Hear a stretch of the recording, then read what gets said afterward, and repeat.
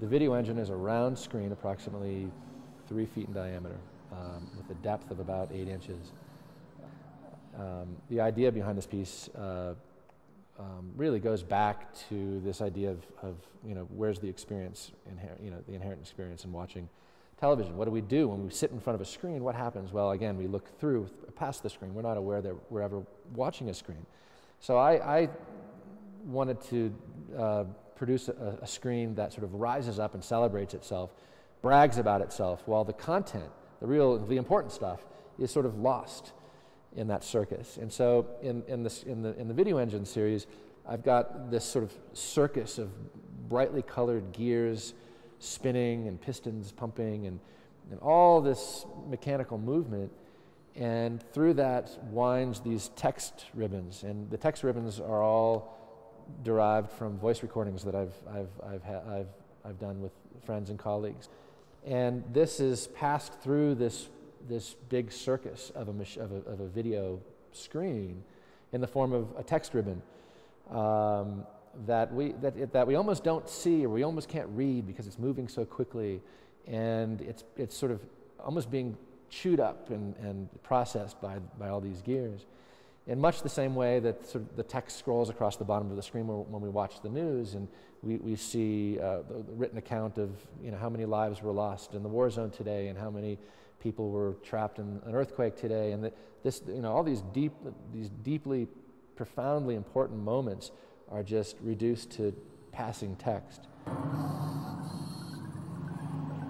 A lot of artists are perfectly content just working with the medium, projecting an image on the wall. Other artists do spatial, three-dimensional work, like I do. I personally try to climb into the medium and kind of steer it back toward some relevant dynamic with the viewer. One of the things that I try to do is create a perceptual trap that the viewer falls into. So when you walk into a space, you see something that sort of falls between video and object and confuses the viewer.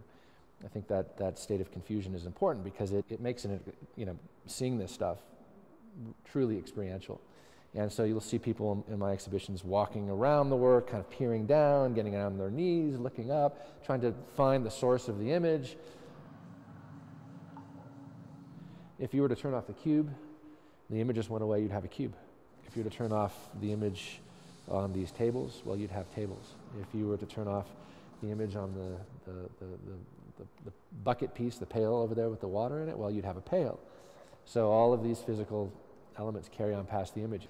3 or 4 years ago, I began exploring the idea of actually wrapping my image with a screen. I started to feel that I had spent over a decade exploring this idea of projecting images onto flat surfaces, tables, pillows.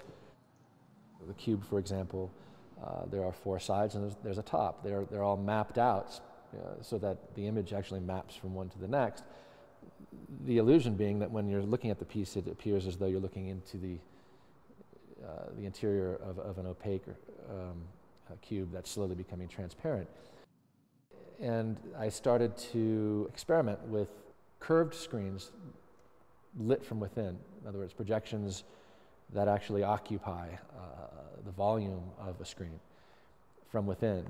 I ended up developing a system that involves vacuum-formed screens that in contour match the shape of the images I'm projecting.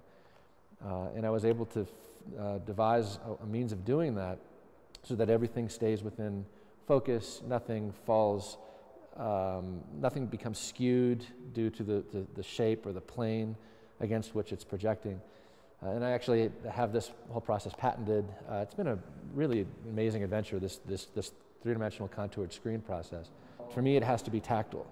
It has to be spatial. In all the pieces, that's physical, that embodies the image, that carries on past the image. And if somebody were to trip over the power cord and the image were to go away, well, that would be okay because something would carry on that somehow reflects the piece itself. And so that's why the screen rises up and forces you to just run smack dab right into it. And so that's the idea behind the extruded video engines. They're video engines, and they're actually, that's just what they are. They're video engines. They're not real engines, they're video engines.